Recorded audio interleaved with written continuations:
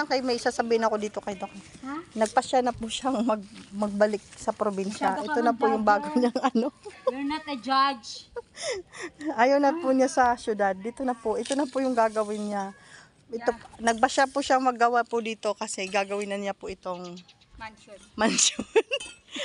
Mag-aano na lang po, magtatanim po siya, tapos mag-aalaga ng baka, kambing, manok, ganon.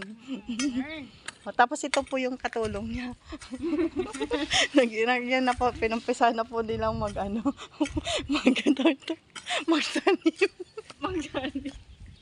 Magtanim ay di biro. Ganon po yun, hindi madali. Ito, yung ihian po niya yan. Ano ko?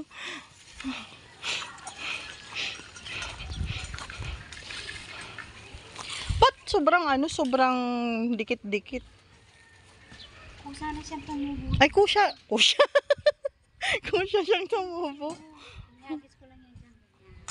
Bakit ganon? May space. Eh, ko, tinanggalan mo na, nilipat na yung iba. Ganon. Pero inihagis ko lang yan dyan. Talaga. Ako po yan nagpasiga kanina kasi yung basura po para at least mausukan po yung mga mangga po dito. Sinigaan ko po yan.